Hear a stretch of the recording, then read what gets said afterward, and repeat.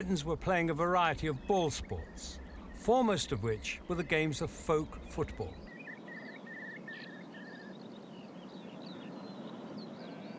Usually played on the Shrovetide holiday or at Christmas and New Year, such games were steeped in pagan ritual. Their true origins veiled by one of the oldest, grisliest, yet best known football myths, that the first balls were human heads.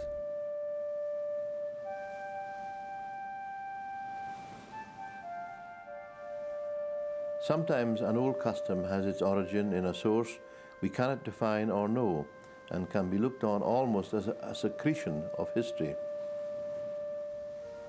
There's this old story about Tusker, a petty tyrant who oppressed the people, who bullied them, and eventually people rose up in revolt against him.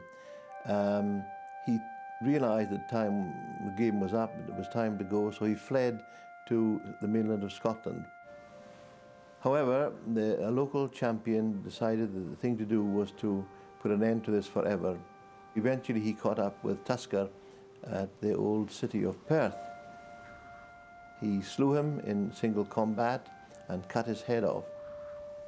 And the local champion tied Tusker's head to the pommel of his saddle and rode north to Orkney. And as he did, these teeth cut into his leg and eventually infected it, and he got ill and more ill, and eventually went septic.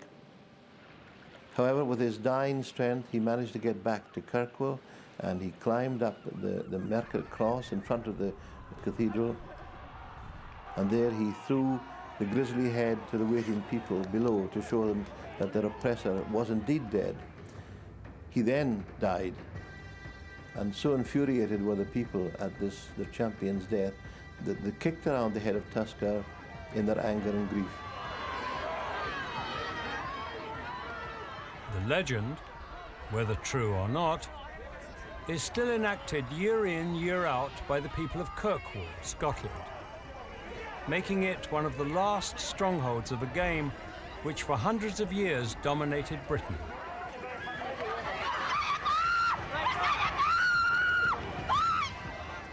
The game itself is remarkably similar to other long-abandoned folk matches played on the island. The pitch is the entire town. The players number in their hundreds. The goals are local landmarks a mile apart. One goal was generally all it took to win the game, although that could take a whole day. In Kirkwall, two sides compete, the up the gates and the down the gates. Their struggle for the ball, or bar, is deeply symbolic. The tradition was for a long time that if the down the gates managed to get the bar, which was the fertilizing influence of the sun, it was the sun and its fertilizing influence, and they threw it into the waters of the harbour, then that would bring good fishing. And if the up the gates got the bar to their goal, and they were mostly farmers, that would bring good crops, particularly good potatoes. And there was a small town in Norway that until recently phoned every New Year's Day to see which way the bar had gone, so they could assess whether or not there was going to be good fishing in the months ahead.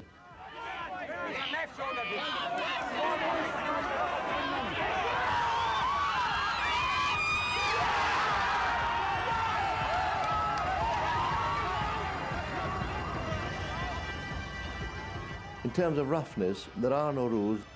It's hard, it's a hard physical contest. Perhaps sometimes old scores are settled, but generally speaking, there is little gratuitous violence.